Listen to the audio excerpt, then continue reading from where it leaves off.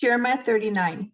King Nebuchadnezzar had told Nebuzaradan, the captain of the guard, to find Jeremiah. See that he isn't hurt, he said. Look after him well and give him anything he wants. So Nebuzaradan, the captain of the guard, Nebuchadnezzar, a chief officer, Nergal-Sharezer, the king's advisor, and the other officers of Babylon's king sent messengers to bring Jeremiah out of the prison. They put him under the care of Gedaliah, son of Ahikam and grandson of Shaphan, who took him back to his home. So Jeremiah stayed in Judah among his own people. The Lord had given the following message to Jeremiah while he was still in prison. Say to Ebed-Melech, the Ethiopian, this is what the Lord of heaven's armies, the God of Israel, says. I will do to this city everything I have threatened. I will send disaster, not prosperity. You will see its destruction, but I will rescue you from those you fear so much. Because you trusted me, I will give your life as a reward. I will rescue you and keep you safe. I, the Lord, have spoken. The Lord gave a message to Jeremiah after Nebuzaradan, the captain of the guard, had released him at Ramah. He had found Jeremiah bound in chains among all the other captives of Jerusalem and Judah who were being sent to exile in Babylon. The captain of the guard called for Jeremiah and said, the Lord your God has brought this disaster on this land, just as he said he would, for these people have sinned against the Lord and disobeyed him. That is why it happened. But I am going to take off your chains and let you go. If you want to come with me to Babylon, you are welcome. I will see that you are well cared for. But if you don't want to come, you may stay here. The whole land is before you. Go wherever you like. If you decide to stay, then return to Gedaliah, son of Ahikam and grandson of Shaphan. He has been appointed governor of Judah by the king of Babylon. Stay there with the people he rules, but it's up to you. Go wherever you like. Then Nebuzaradan, the captain of the guard, gave Jeremiah some food and money and let him go. So Jeremiah returned to Gedaliah, son of Ahikam, at Mizpah, and he lived in Judah with the few who were still left in the land. On August 14th of that year, which was the 19th year of King Nebuchadnezzar's reign, Nebuzaradan, the captain of the guard and an official of the Babylonian king, arrived in Jerusalem. He burned down the temple of the Lord, the royal palace, and all the houses of Jerusalem. He destroyed all the important buildings in the city. Then he supervised the entire Babylonian army as they tore down the walls of Jerusalem on every side. Then Nebuzaradan, the captain of the guard, took as exiles the rest of the people who remained in the city, the defectors who had declared their allegiance to the king of Babylon, and the rest of the population. But the captain of the guard allowed some of the poorest people to stay behind to care for the vineyards and fields. The Babylonians broke up the bronze pillars in front of the Lord's temple, the bronze water carts, and the bronze basin called the sea, and they carried all the bronze away to Babylon. They also took all the ash buckets, shovels, lamps, snuffers, ladles, and all the other bronze articles used for making sacrifices at the temple. The captain of the guard also took the incense burners and basins and all the other articles made of pure gold or silver. The weight of the bronze from the two pillars, the sea, and the water carts was too great to be measured. These things had been made for the Lord's temple in the days of Solomon. Each of the pillars was 27 feet tall. The bronze capital on top of each pillar was 7.5 feet high and was decorated with a network of bronze pomegranates all the way around. Nebuzaradan, the captain of the guard, took with him as prisoners Seraiah, the high priest, Zephaniah, the priest of the second rank, and the 3 chief gatekeepers. And from among the people still hiding in the city, he took an officer who had been in charge of the Judean army, 5 of the king's personal advisors, the army commander's chief secretary, who was in charge of recruitment, and 60 other citizens. Nebuzaradan, the captain of the guard, took them all to the king of Babylon at Riblah. There at Riblah, in the land of Hamath, the king of Babylon had them all put to death. So the people of Judah were sent into exile from their land. On August 17th of that year, which was the 19th year of King Nebuchadnezzar's reign, Nebuzaradan, the captain of the guard, and an official of the Babylonian king, arrived in Jerusalem. He burned down the temple of the Lord, the royal palace, and all the houses of Jerusalem. He destroyed all the important buildings in the city. Then he supervised the entire Babylonian army as they tore down the walls of Jerusalem on every side. Then Nebuzaradan, the captain of the guard, took as exiles some of the poorest of the people, the rest of the people who remained in the city, the defectors who had declared their allegiance to the king of Babylon, and the rest of the craftsmen. But Nebuzaradan allowed some of the poorest people to stay behind to care for the vineyards and fields. The Babylonians broke up the bronze pillars in front of the Lord's temple, the bronze water carts, and the great bronze basin called the sea, and they carried all the bronze away to Babylon. They also took all the ash buckets, shovels, lamp snuffers, basins, dishes, and all the other bronze articles used for making sacrifices at the temple. The captain of the guard also took small bowls, incense burners, basins, pots, lampstands, ladles, bowls used for liquid offerings, and all the other articles made of pure gold or silver. The weight of the bronze from the two pillars, the sea with the 12 bronze oxen beneath it, and the water carts was too great to be measured. These things had been made for the Lord's temple in the days of King Solomon. Each of the pillars was 27 feet tall and 18 feet in circumference.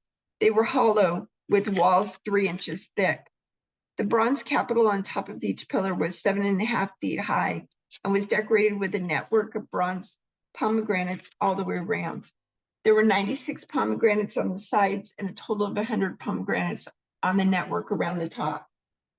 Nebuzaradan, the captain of the guard, took with him as prisoners Sariah, the high priest, Zephaniah, the priest of the second rank, and the 3 chief gatekeepers.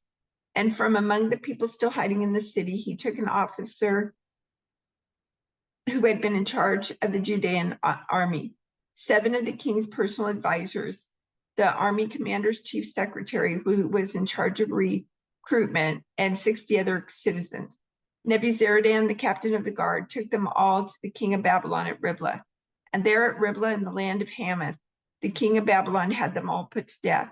So the people of Judah were sent into exile from their land. The Lord, the God of their ancestors, repeatedly sent his prophets to warn them, for he had compassion on his people and his temple. But the people mocked these messengers of God and despised their words. They scoffed at the prophets until the Lord's anger could no longer be restrained and nothing could be done. So the Lord brought the king of Babylon against them. The Babylonians killed Judah's young men, even chasing after them into the temple. They had no pity on the people, killing both young men and young women, the old and the infirm. God handed all of them over to Nebuchadnezzar. The king took home to Babylon all the articles, large and small, used in the temple of God, and the treasures from both the Lord's temple and from the palace of the king and his officials. Then his army burned the temple of God, tore down the walls of Jerusalem, burned all the palaces, and completely destroyed everything of value. The few who survived were taken as exiles to Babylon, and they became servants to the king and his sons until the kingdom of Persia came to power.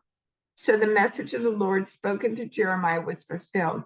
The land finally enjoyed its Sabbath rest, lying desolate until the 70 years were fulfilled, just as the prophet had said. Jerusalem, once so full of people, is now deserted. She who was once great among the nations now sits alone like a widow. Once the queen of all the earth, she is now a slave. She sobs through the night, tears stream down her cheeks. Among all her lovers, there is no one left to comfort her. All her friends have betrayed her and become her enemies. Judah's been led away into captivity, oppressed with cruel slavery. She lives among foreign nations and has no place of rest. Her enemies have chased her down, and she has nowhere to turn. The roads to Jerusalem are in mourning, for crowds no longer come to celebrate the festivals. The city gates are silent, her priests groan. Her young women are crying, how bitter is her fate. Her oppressors have become her masters, and her enemies prosper. for the Lord has punished Jerusalem for her many sins. Her children have been captured and taken away to distant lands. All the majesty of beautiful Jerusalem has been stripped away. Her princes are like starving deer searching for pasture. They are too weak to run from the pursuing enemy. In the midst of her sadness and wandering, Jerusalem remembers her ancient splendor. But now she has fallen to her enemy, and there is no one to help her. Her enemy struck her down and laughed as she fell. Jerusalem has sinned greatly, so she has been tossed away like a filthy rag. All who once honored her now despise her, for they have seen her stripped naked and humiliated. All she can do is groan and hide her face. She defiled herself with immorality and gave no thought to her future. Now she lies in the gutter with no one to lift her out.